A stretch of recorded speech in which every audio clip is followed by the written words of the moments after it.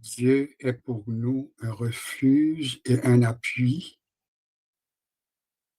un secours qui ne manque jamais dans la détresse. C'est pourquoi nous sommes sans crainte quand la terre est bouleversée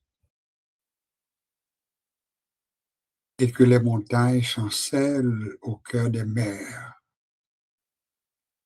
quand les flots de la mer mugissent, écument, se soulèvent jusqu'à faire trembler les montagnes. Il est un fleuve dont les courants réjouissent la cité de Dieu, le sanctuaire des demeures du Très-Haut. Dieu est au milieu d'elle, elle n'est point ébranlée. Dieu la secourt dès l'aube du matin. Des nations s'agitent, des royaumes s'ébranlent.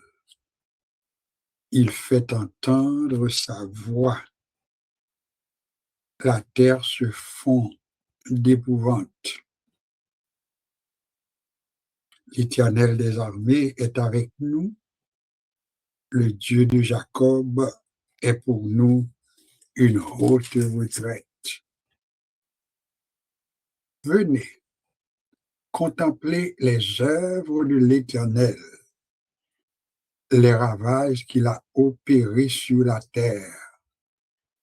C'est lui qui a fait cesser les combats jusqu'au bout de la terre. Il a brisé l'arc, il a rompu la lance, il a consumé par le feu les chars de guerre. Arrêtez et sachez que je suis Dieu, je domine sur les nations, je domine sur la terre. L'Éternel des armées est avec nous, le Dieu de Jacob est pour nous une haute retraite. Prions le Seigneur. Notre Dieu, notre Père, nous te bénissons pour le Dieu que tu es. Nous te bénissons pour tes multiples bienfaits envers nous. Nous te bénissons du privilège que tu nous donnes de pouvoir respirer de par nous-mêmes. Nous te remercions pour la vie. Nous te remercions pour l'être. Nous te remercions pour le mouvement. Nous te remercions du fait que tu nous permets de débuter la nouvelle année et nous avons cette garantie que tu seras avec nous comme tu l'as été au cours de l'année écoulée. C'est vrai qu'il y en a parmi nous qui ont connu des jours sombres, des jours difficiles. Il y en a qui sont partis au cours de l'année 2025. Et nous avons cette garantie que tu seras avec nous et tu vas prendre soin de nous comme tu l'avais fait pour l'année 2025. Père, nous prions que tu prennes le plein contrôle de ce temps que nous consacrons à ton service, à la méditation de ta parole. Nous prions que ta bonne main soit sur nous, que tu nous assistes pleinement et qu'en retour, nous soyons édifiés à salut. Complète pour nous la prière que nous t'adressons. Exauce-nous du haut des cieux, pardonne nos erreurs et fais du bien à nos âmes pour qu'en retour, ton nom soit glorifié, psalmodié exalté. C'est la prière que nous t'adressons à Jésus-Christ, notre Sauveur. Amen. C'est pour nous un grand plaisir de vous avoir avec nous. Nous allons vous faire écouter quelques bonnes notes de musique et tout de suite après, nous reviendrons pour l'étude de la parole du Seigneur. Un petit instant et nous serons avec vous pour ce temps.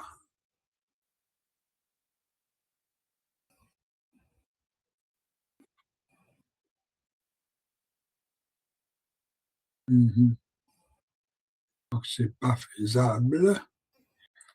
Nous avions voulu vous faire écouter une chanson enregistrée, mais il semble que notre appareil nous joue un peu des tours. Alors, nous revenons à la réflexion autour de la parole de Dieu. Le psaume que nous avons choisi pour vous, c'est le psaume 46. C'est un psaume, en tant que bon étudiant, nous faisons la pratique de nous poser les questions de base, à savoir qui est l'auteur de ce psaume. Donc, de toute évidence, c'est un psaume qui a pour destinataire le chef des chantres et qui a pour auteur les fils de Corée. C'est un cantique. Le contexte de ce passage, c'est que l'auteur du psaume 46 procède à une déclaration où il établit Dieu comme étant notre refuge, dira-t-il. Un refuge au plan physique, c'est un endroit où on se sent en sécurité, on se sent protégé, on se sent à l'abri. C'est ça un refuge. Du temps où ce psaume a été écrit, c'est sur l'organisation des États, l'organisation des sociétés connaissait des villes que l'on appelait des villes de refuge. Il y en a qui vont parler de 42, il y en a qui diront 46, mais entre 42 et 46, eh bien, il y avait du temps de la rédaction de ce livre que nous avons, les psaumes en particulier, il y avait des villes que l'on appelait des villes de refuge. C'était fait à dessein, c'était fait également sous l'ordre de Dieu. Vous construisez des villes, il y aura des villes de refuge, mais qui étaient destinées surtout et avant tout aux gens qui étaient accusés de mettre ou bien d'un acte répréhensible et qui voulait se mettre à l'abri de peur d'être pourchassé, poursuivi, arrêté, maltraité par la force policière du temps. Donc, quand on se tenait dans une des villes de refuge, eh bien, on était protégé. À l'extérieur, on savait l'existence de ces villes, mais le fait que le citoyen qui se trouve à l'intérieur de ces villes, bien de cette ville, eh bien, il jouissait d'une protection, d'une assurance, hein, d'un abri. La comparaison qui est faite est importante pour nous, puisque elle nous permet d'apprendre, et selon l'inspiration de l'auteur du psaume 46, il emploie le nous, comme vous pouvez le voir. Dieu est pour nous. Il ne parle pas que de lui-même, mais il dit au contraire que Dieu est pour nous un refuge.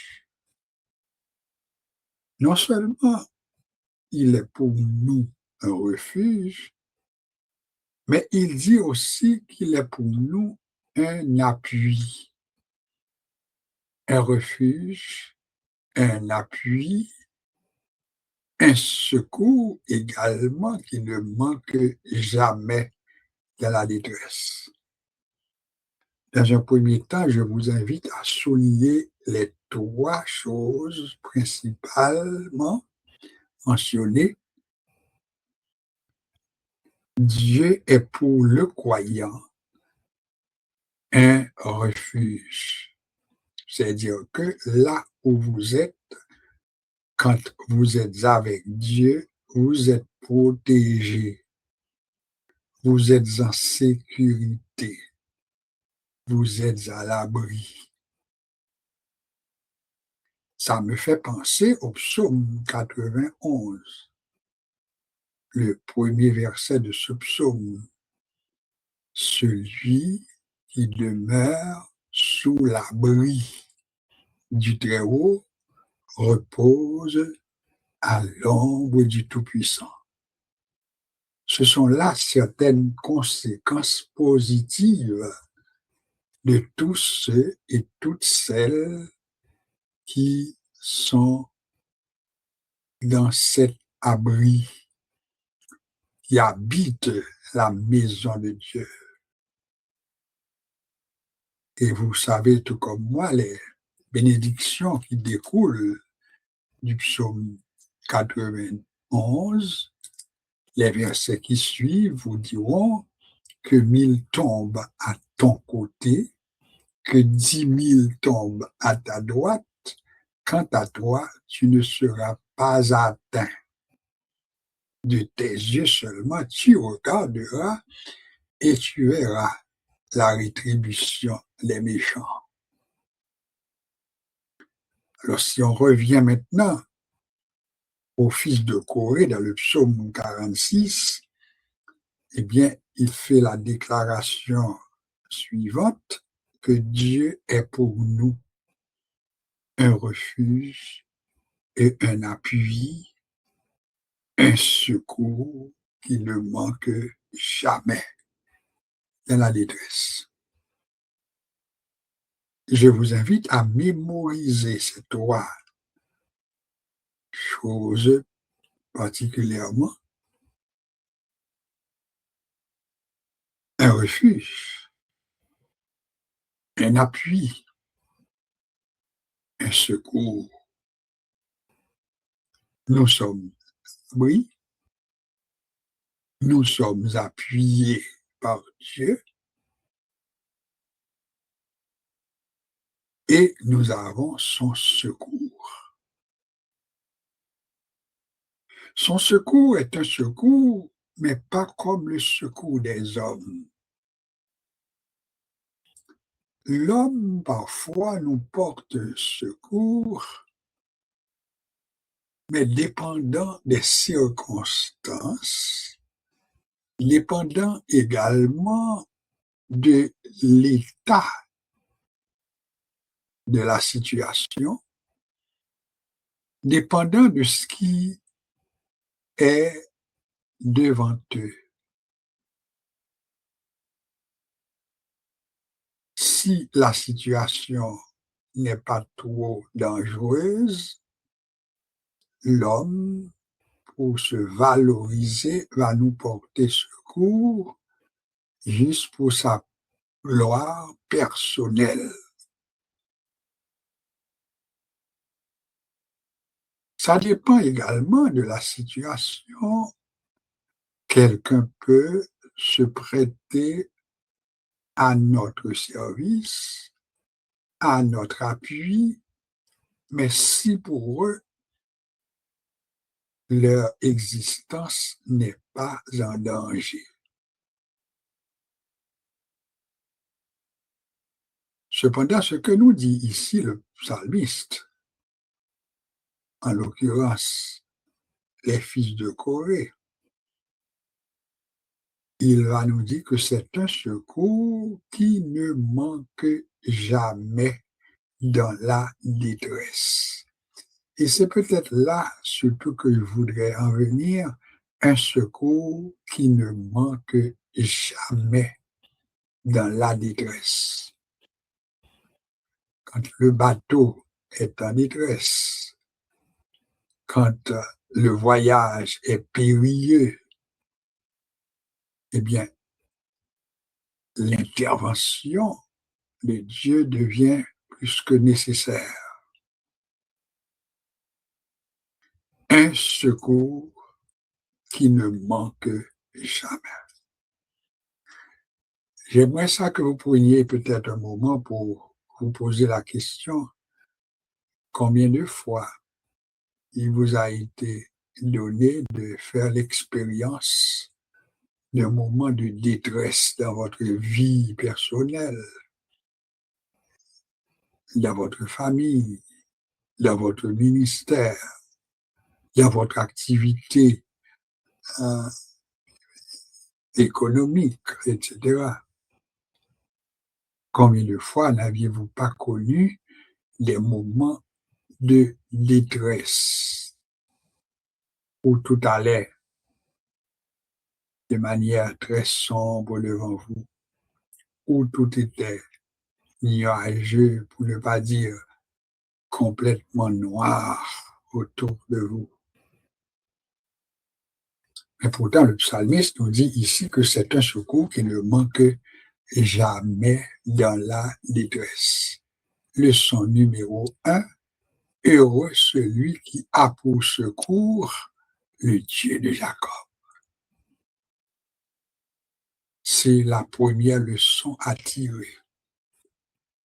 Vous êtes heureux, vous êtes bénis, vous êtes encadrés, vous êtes entourés parce que vous avez pour secours ce Dieu dont parle le psalmiste dans le psaume 46, où il dit Dieu est pour nous.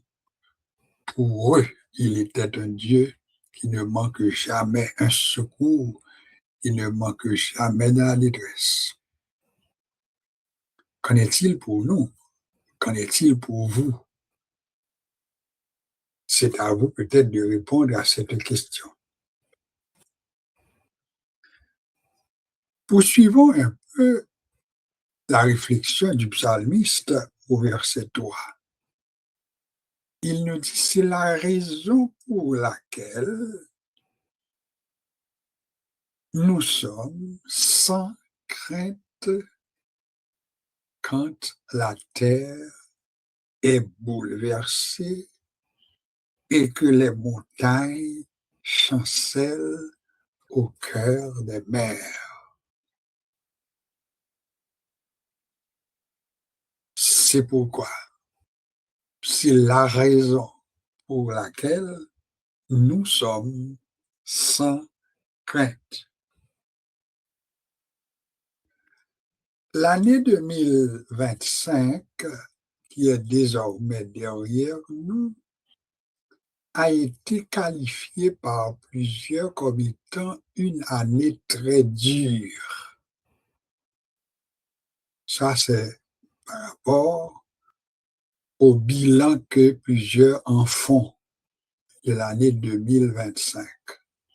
Ils qualifient l'année 2025 comme étant une année vraiment où pour beaucoup de gens, la situation était catastrophique.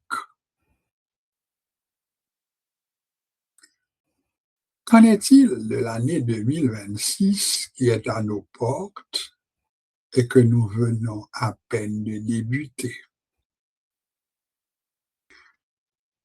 Les prévisions qui sont faites sont à l'effet que il ne serait pas étonnant que l'année 2026 soit pire que l'année 2025. C'est triste, c'est un peu dur de l'entendre, mais ce sont les spécialistes de la question qui se sont interrogés, qui se sont posé la question, à savoir que sera la nouvelle année par rapport aux prévisions, par rapport aux constats. Et pour ce faire, il y a, par exemple, au niveau des relations internationales, ils en font un état. Vous entendrez parler de notre contrat, de notre monde, en quelque sorte, vrai, parce que, de toute évidence, les choses ne vont pas vraiment très bien. Donc, les autorités concernées, ils ne vont pas rester les bras croisés devant ce qu'ils prévoient pour nos relations internationales. Mais une chose est sûre, quand ils parlent de nouvel ordre mondial, eh bien, vous êtes au courant que ce qui se passe présentement avec le gouvernement américain, le président actuel des États-Unis d'Amérique, font peur, donnent la frayeur aux observateurs. Et si vous prêtez oreille aux spécialistes, aux grands des relations internationales, ils vont vous dire qu'il y a un inconnu. Ils ne sont pas en mesure de dire avec exactitude ce qui va se passer, mais ils sont inquiets. Inquiets, peut-être à cause de celui qui est le premier magistrat de ce grand pays que nous disons être les États-Unis d'Amérique, mais également l'inquiétude au plan de la situation économique, démographique, etc. On en tient compte. Et voilà pourquoi si aujourd'hui, eh bien, les grands qui se penchent sur la situation, eh bien, ils vous diront que notre société ou bien le grand monde auquel nous appartenons, qu'il s'agisse de pays déjà très avancés, qu'il s'agisse de pays en voie de développement, eh bien, On est inquiet de l'ordre mondial d'environ 4, 5, 6 ans, 10 ans à venir, ce que sera maintenant le monde, mais également au plan géographique, géopolitique, etc.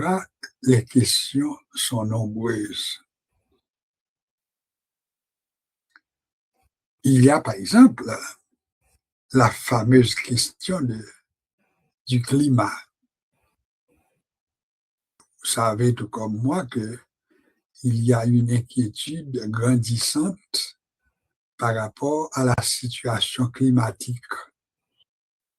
Et sans pouvoir, bien sans devoir entrer dans tous les détails concernant cet aspect de la vie, eh bien, disons que les gens sont inquiets parce que la menace est grande et ce qui peut peut-être arriver pour les années à venir, eh bien, pourra se traduire par plusieurs choses.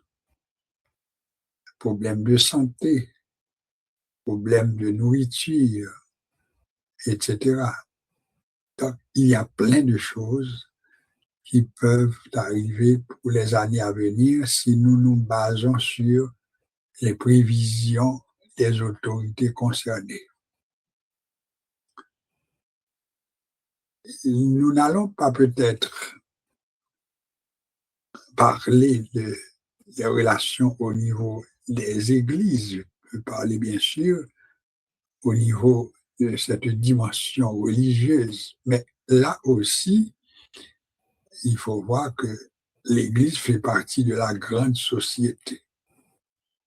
Donc, si ça va bien en général, l'Église est là pour refléter également la santé de la société. Tout ceci nous amène à dire qu'en général, le temps qui est devant nous, l'année qui est devant nous, est une année qui s'annonce, mais qui nous laisse un goût ou bien qui nous annonce des jours difficiles, pour le dire tout simplement. Face à ceci ou bien face à cela, quelle attitude devrions-nous avoir? La réponse n'est pas une réponse simple, une réponse générale, une réponse absolue, mais il faut reconnaître que plusieurs situations sont possibles. Et il y en a qui vont vous dire, nous allons faire de notre mieux pour au moins amoindrir la force des menaces qui planent sur nous. Et ceci à tous les niveaux, économique, politique, social, familial, etc. Cependant, nous devons admettre également que tout ce que peuvent faire nos autorités, nos citoyens, nos concitoyens, nos compatriotes, nos amis des grands pays, etc., ils sont tous limités par le temps. J'ai écouté une ancienne juge très, très, très renommée pour sa compétence, pour son expérience, mais elle était forcée de reconnaître que l'avenir qui est devant nous est imprévisible. C'est ce que j'ai souligné dans ce qu'elle a déclaré dans une entrevue à Radio-Canada.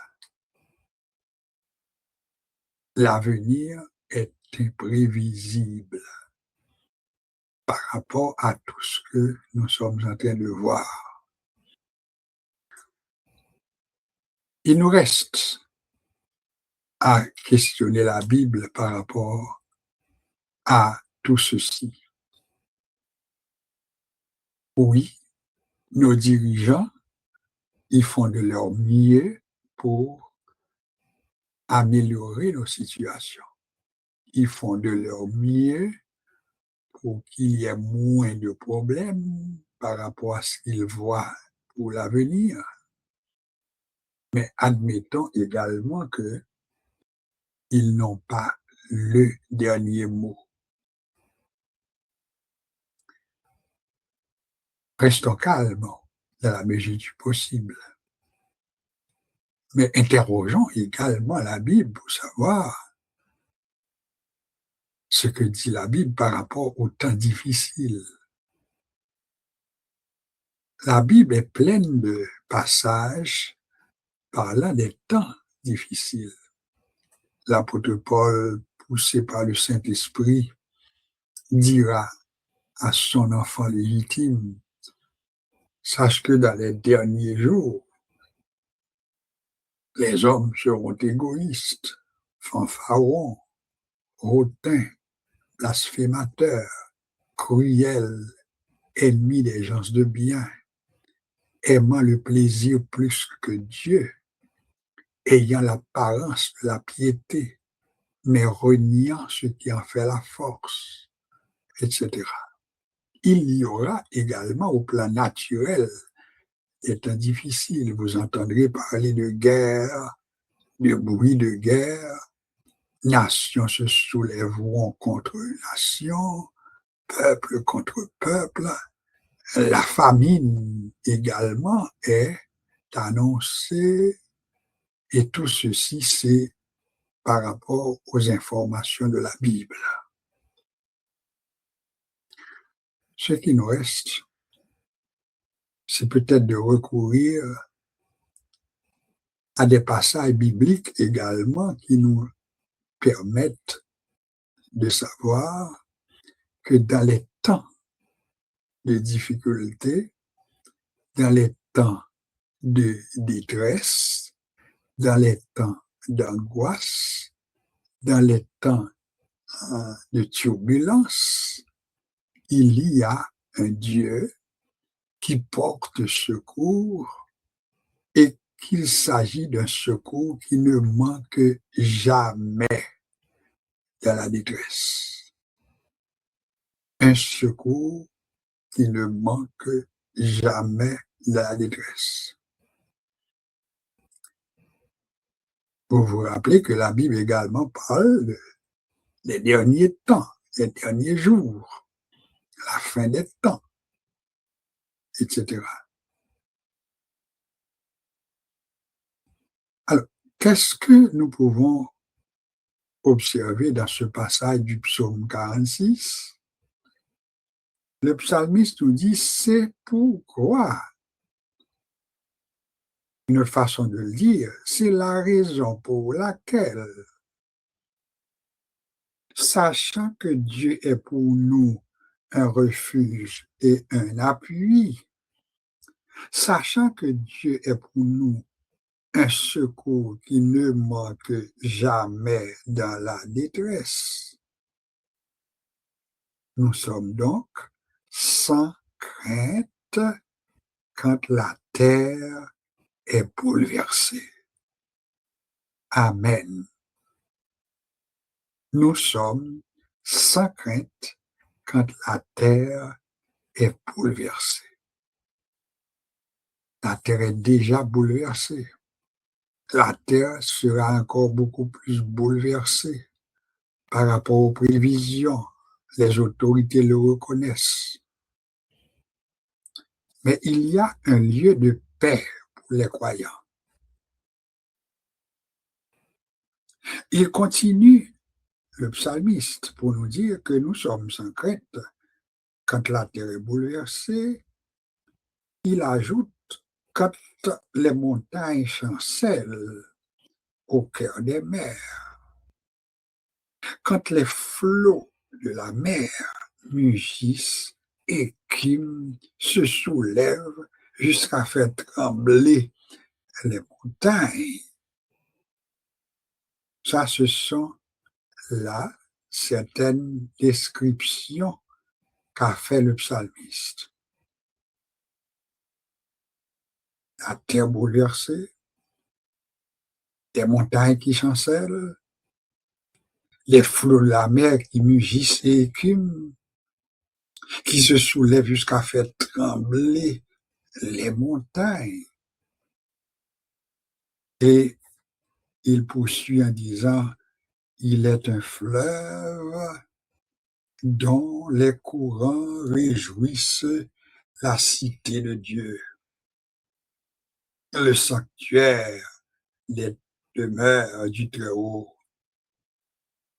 Et celui qui habite ou bien qui siège à cet endroit, c'est Dieu. Dieu est au milieu d'elle. Elle n'est point ébranlée. Dieu la secourt dès l'aube du matin. Il reprend le psalmiste. Les nations s'agitent, les royaumes s'ébranlent, mais Dieu, il fait entendre sa voix. La terre se fond d'épouvante. Et le verset 8 est peut-être le refuge du croyant. L'Éternel des armées est avec nous, le Dieu de Jacob est pour nous une haute retraite. Voilà, en gros, le refuge du croyant. L'Éternel des armées est avec nous. Ici, le psalmiste a utilisé le nous, mais je pense qu'à notre tour, nous pouvons, de manière très personnelle, nous approprier ce passage, à savoir, moi, un tel, moi, une telle, tu mets ton nom, l'Éternel des armées est avec moi, et tu mets ton nom. Le Dieu de Jacob, le Dieu d'Isaac, le Dieu d'Abraham est pour moi, et tu mets ton nom, une haute retraite. Frères et sœurs, amis auditeurs, vous qui nous écoutez aujourd'hui, dans cette réflexion, nous n'avons aucun intérêt à vous cacher que les jours qui sont devant nous sont des jours qui inquiètent tout le monde. Mais il y a un lieu où nous pourrons nous réfugier, c'est à l'abri du Très-Haut. Celui qui demeure sous l'abri du Très-Haut repose à l'ombre du Tout-Puissant. Nous pouvons nous confier à Dieu dans toutes les circonstances, car il est celui qui ne fait jamais défaut. Il est celui qui tient toujours sa promesse. Il est celui qui intervient et qui répand sur nous des bénédictions même imprévues par rapport à nous, mais réelles par rapport au plan de Dieu. Voilà pourquoi nous allons peut-être conclure notre réflexion. Quand je craindrai sur la route, Seigneur, tiens ma main. Quand m'assaillira le doute, Seigneur, tiens ma main. Et j'ai sous les yeux un chant, la section française, les mélodies joyeuses. Les paroles de ce cantique nous disent Que Dieu vous donne du repos.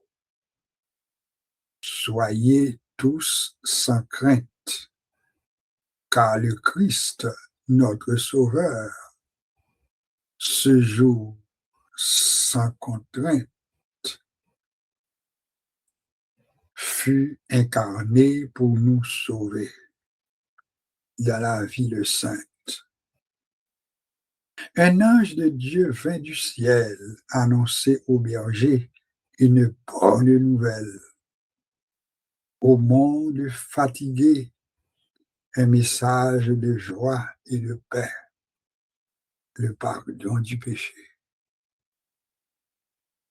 Ne craignez point, l'ange leur dit, un sauveur vous est né dans la ville de David. Naquit le saint bébé. Les bergers y allèrent en hâte et l'enfant, ils ont trouvé. Ils trouvèrent l'enfant si sain dans la crèche couchée. Et sa mère, Marie, son Dieu a exalté. Puis les bergers s'en allèrent, histoire racontée. Donc ce cantique, nous ne le chantons pas souvent, pour ne pas dire que je viens de le voir, mais ce n'est pas un cantique auquel nous sommes habitués. Mais ce qui m'a retenu l'attention, c'est surtout cette parole d'assurance par rapport à la crainte que l'on pourrait éprouver face aux temps difficiles. Mais nous pouvons garder l'assurance par rapport à ce cantique, mais également par rapport au psaume 46, que Dieu est pour nous un secours, un appui, un secours qui ne manque jamais dans la détresse. Nous sommes donc sans crainte quand la terre est bouleversée. Il termine en disant, c'est lui, Dieu, qui a fait cesser les combats jusqu'au bout de la terre. C'est lui qui a brisé l'arc, il a rompu la lance. C'est lui qui a consumé par le feu les chars de guerre. Et il parle à la place de Dieu. Arrêtez. C'est Dieu qui parle. Sachez que je suis Dieu. Je domine sur les nations. Je domine sur la terre. L'homme domine sur un État. L'homme domine sur une commune. L'homme domine sur un pays. Mais le Dieu que nous servons, il domine sur la terre, sur le monde. Et lui seul peut déclarer, arrêtez et sachez que je suis Dieu, je domine sur les nations, je domine sur la terre. Et le psalmiste conclut le psaume 46 avec une parole d'assurance. L'Éternel des armées est avec nous, le Dieu de Jacob est pour nous une haute retraite. Je vous invite à faire de ce verset, le verset 12 du psaume 46, votre verset de mémoire. L'Éternel des armées est avec nous, mais faites-le aussi pour vous-même personnellement. L'Éternel des armées est avec moi. Le Dieu de Jacob est pour moi une haute retraite. Que le Seigneur vous bénisse abondamment et il me reste qu'à vous souhaiter une bonne année pour les jours à venir, une bonne année 2026 sous le regard du Tout-Puissant et soyez en paix parce que celui qui est avec vous, il est celui qui domine sur les circonstances, il domine sur la terre, il domine sur le monde. Qu'il en soit ainsi pour vous et je vous souhaite une bonne année sous le regard du Tout-Puissant. Amen.